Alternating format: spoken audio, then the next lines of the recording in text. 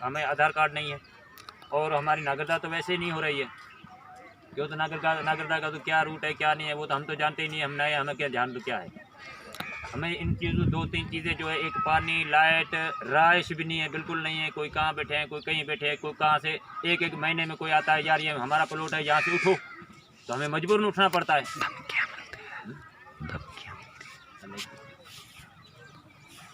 धमकियाँ मिलती है यहाँ पर, धमकियाँ। और हम यहाँ बैठे हैं तो कोई कहाँ से आता है, ये हमारी ज़मीन है, यहाँ से उठो, वहाँ जाओ, वहाँ से उठो, वहाँ जाओ। हम तो इसी दुखी हो, वहाँ से पीड़ित हो क्या है, यहाँ भी पीड़ित हमारे लिए वही है। जो भी हम विस्तार बता, आज ये हिंदू सिंह जी की कैंप है, हम वॉलंटियर भी है हिंदू सिंह जी सोडा के। इनमें हमें काम करते हुए तकरीबन 6-7 साल हो गए। काम करते हुए तो हो गए, पर हमें सुविधा तो कुछ नहीं मिल रही है। गवर्नमेंट के हिसाब से तो हमें कुछ सुविधा नहीं है। हमारा भविष्य है बच्चों का भविष्य हमारा नहीं सुधरता है, तो हम बच्चे तो सुधारने यहाँ आए, तो हमारी तो ज़िंदगी ख़त्म हो गई, पर हमारे बच्चों की तो सुधर जाए। हम अपने देश में आए, अपने बाप दादा का देश है हमारा, तो हम भागे हुए थोड़ी आए हैं। 8 तारीख को जो एक रहस्यमय घटना घटी जिसमें 11 हिंदू पाक विस्थापितों की जो स्वर्गवास हुए हैं, उसके पश्चात कैसा माहौल है? उसके पश्चात माहौल यही है, हर आदमी के अपने मन में यही हो गया है, भाव आ गया है। तो भाई ये उनके साथ 11 परिवार के साथ ये हुआ है, तो हमारे साथ भी यही होगा। इसीलिए हम गवर्नमेंट को यही निवेदन करते हैं, तो मेहरबानी करके उनके साथ इंसाफ किया जाए। ज़्यादा से ज़्यादा हमें उनका भाव निकालना चाहिए। हमारे जो बैठे हैं परिवार, इनमें से अगर ये इंसाफ नहीं होगा तो हर आदमी को भाव होगा, हो सकते हैं कोई वापस ही परिवार चला जाए। इंसाफ नहीं होगा तो ऐसे ही होगा। पाकिस्तान में अगर इंसाफ होते तो यहाँ क्यों भागते, वहीं बैठे रहते। पर यहाँ आए हैं इंसाफ के लिए, तो हमारा देश है, हम हिंदू को इंसाफ मिलेगा। वो भी हम उम्मीद रख के, हाल तक तो उम्मीद रख के बैठे हैं, तो हमें इंसाफ ज़रूर मिलेगा।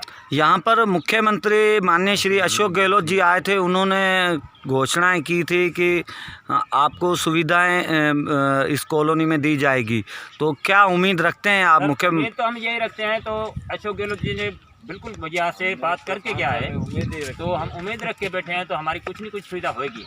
बहरहाल क्या है, तो गवर्नमेंट को हम ज़्यादा से ज़्यादा निवेदन ये करते हैं, तो हमारी ये सुविधाएं की जाए, हमारे ऊपर हाथ रखा जाए। क्यों? तो हम पहले डरे हुए हैं। वो हमारे 250 अपने 500-600 हज़ार परिवार बैठे हैं, उनके अंदर से भाव निकालना गवर्नमेंट का काम है। गवर्नमेंट अगर नहीं भाव निकालेगी तो वो भाव तो पहले हमें पाकिस्तान में था, सारे परिवारों को था, जब भी तो यहाँ आए। आज इतने छोटे छोटे बच्चे लेके आए ना, ये किस वजह से आए? एक घर छोड़ के दूसरे घर में जाना भी दुखी होता है। हमने तो देश छोड़ा है, तो आज हम यहाँ पीड़ित बैठे हैं। आप खुद देखो ये स्थिति क्या है हमारे बस्तियों की। नहीं पानी है, नहीं लाइट है, बच्चे ये देखो छोटे छोटे सारे पढ़ने चाहते हैं। बहरहाल कोई समस्या ऐसी है जिसमें वो हम पढ़ा नहीं सकते हैं। एक तो फीसें बढ़ा दी तो हमारे पास आधार कार्ड मांगते हैं, बैंक अकाउंट ले आओ, ये ले आओ, वो ले आओ। हमारे पास तो कुछ भी नहीं है, तो हम इनको कैसे सुधारेंगे? पाकिस्तान छोड़ने का क्या कारण था? पाकिस्तान छोड़ने का कारण सर कुछ यही है, तो हमें वहाँ क्या है, तो हिंदू और मुसलमान की अफरा तफरी है। ये हिंदू है, इसका क्या हक है यहाँ, इसका वो क्या है, इसका ये क्या है। और बहू बेटियों के साथ इज्जत नहीं है, इसी वजह से पाकिस्तान छोड़ा है। हमने ये सोचा तो अपने देश में जाएंगे, जहाँ हमारे बाप दादा ख़त्म हो गए, उसी देश में जाएंगे तो हम सुखी रहेंगे। और यहाँ आए हैं तो यही पीड़ित चल रही है हमारे साथ। तो वही आज 10 साल, हमारे कोई परिवार ऐसा है जिसको 10 साल हो गए, कोई परिवार ऐसा है जिसको 20 साल हो गए, कोई परिवार ऐसा है जिसके 7 साल पर 5 साल 4 साल तो हर आदमी को हुए हैं। यहाँ जो भी बस्ती में बैठे हैं उनके साथ वही आधार कार्ड ही नहीं बन सकता है, तो वो दूसरा हम क्या कर सकते हैं बताओ? रोजी नहीं मिलती है, कहीं जाते हैं फैक्ट्री में तो वो बोलते हैं भाई आधार कार्ड ले आओ। आधार कार्ड नहीं है तो बेरोजगार बैठा है घर पे। आज 7 मेरे खुद के 7 परिवार हैं, 7 परिवार में एक कमाने वाला हूँ, 300 रुपये दिहाड़ी लाता हूँ, और हमारे 3 बच्चे पढ़ते हैं, उनकी फीस ये वो फलाना ये वो। हम तो दुखी है बहुत, वहाँ से यहाँ दुखी है। इसी हमारे अपने देश में, हमारे बाप दादा का देश है, इसमें आने का हमारा मतलब तो यही था। तो हम तो वहीं दुखी है और यहीं पे दुखी निकल जाएंगे, पर हमारे बच्चों की तो भविष्य खराब ना हो। जत्थे की वीज़ा पर बहुत बड़ी संख्या में लोग आए हुए हैं, जो धार्मिक वीज़ा पर। आपकी कॉलोनी में अंदाजन कितने लोग यहाँ पर जत्थे की वीज़ा पर आए हुए? वीज़ा पर 70 से 75% होगा। 70 से 70-75% होगा। कुछ आदमी ऐसे हैं जिनकी कागज जमे हैं, कोई आदमी ऐसा है जो 70-75% जो है उनके कागज जमा नहीं हुए। ले जाते हैं किसी के पास, कोई बोलता है ये करो, कोई बोलता है वो करो, हम नहीं, हमें यही ध्यान नहीं है। कोई बोलता है तो इसको यूँ कराना पड़ेगा, कोई हमें तो हमारे पास खाने के लिए 500-300 ले आते हैं, वो खाते हैं। और अगर बोलते हैं तो भाई हमें ये यहाँ के रिन्यू कराओ पासपोर्ट, ये कराओ वो कराओ, हम 50-50 30-30 हज़ार हम कहाँ से लाएं? हम गरीब आदमी दुखी, 30 हज़ार हमारे पास होते तो हम बच्चों को आटा नहीं खिलाते, हम पढ़ाते नहीं, इनकी एडमिशन नहीं कराते। जत्थे आजकल एक नया रूल्स निकाला है कि जिनके पासपोर्ट एक्सपायर हो जाते हैं, जिनकी वीज़ा नहीं बढ़ती, जहाँ वो लोग जो जत्थे की वीज़ा पर यहाँ पर आते हैं, उनके डॉक्यूमेंट्स जमा नहीं है, इसी बीच उनके पासपोर्ट एक्सपायर हो चुके हैं, तो उनके डॉक्यूमेंट्स जमा नहीं हो पा रहे हैं। तो यहाँ फिर एफआर और क्या कहता है, आपको क्या कहते हैं कि पासपोर्ट रिन्यू कराओ। और एक पासपोर्ट, एक हमारे परिवार के अगर 10 पासपोर्ट है, 3,000 रुपया पासपोर्ट पे खर्चा आ रहा है। अगर वो उसी के पास 30,000 40,000 कहाँ से आएगा? वो 10-10 11-11 पासपोर्ट रिन्यू कराएगा, उसके बाद वो डॉक्यूमेंट्स जमा होते हैं।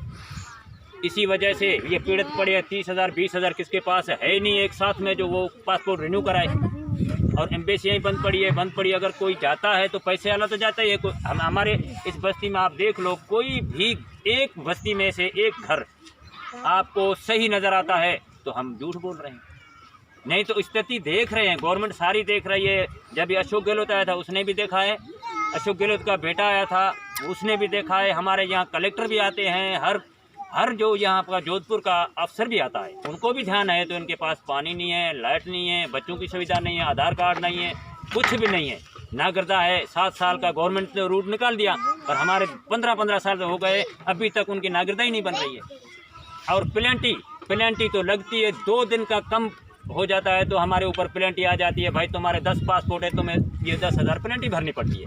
पेनल्टी तो लगाती है गवर्नमेंट, बहरहाल हमारे वो जो रूट गवर्नमेंट ने निकाला है उसके मुताबिक हमारी नागरिकता क्यों नहीं होती है। आप लोग अगर बाहर कहीं काम करने के लिए जाते हो तो सरकार उसकी परमिशन आपको थोड़ी देती है? CID यहाँ आपको परमिशन देती है क्या? परमिशन नहीं है सर। यहाँ पर जोधपुर में अगर हम किसी फैक्ट्री, पहले भी हमने बोला था, तो यहाँ जोधपुर में काम करते हैं, किसी के पास भी जाते हैं, ठेकेदार के पास, किसी फैक्ट्री में, किसी होटल पे कोई क्या करने जाता है तो पहले आधार कार्ड मांगते हैं और उसके बाद बैंक अकाउंट मांगते हैं। हमारे पास आधार कार्ड ही नहीं है तो बैंक अकाउंट हम कहाँ से लाएंगे?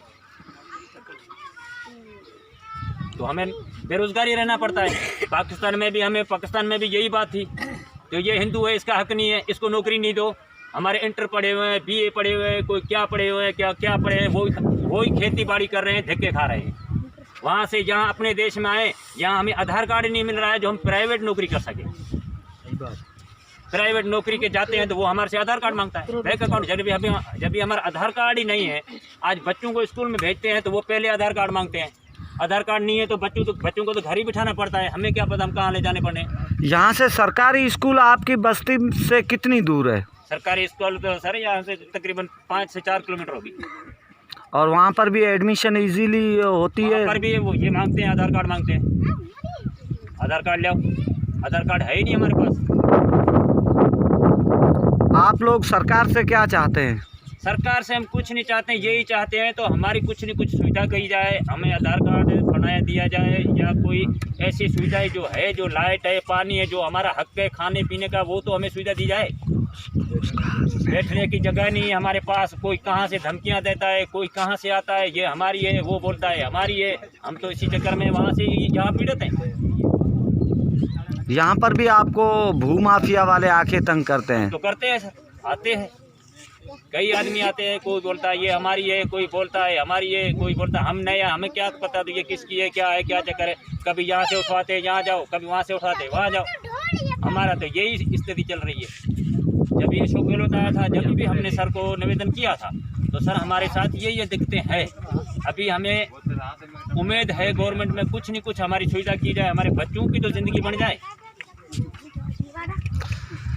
धन्यवाद। ये बीरबल राम भील जिन्होंने अपनी गाथा बताई पाकिस्तान से आने के पश्चात यहाँ पर भी ये काफ़ी लोग उत्पीड़ित हुए हैं। सरकार ने किसी भी किस्म की इनको सुविधाएं नहीं दी है कि ये सुविधाओं से वंचित है। इन लोगों के अभी तक पासपोर्ट जमा नहीं हुए हैं जो धार्मिक वीज़ा पर आए हैं उनके, और बच्चों के लिए स्कूल नहीं है, पानी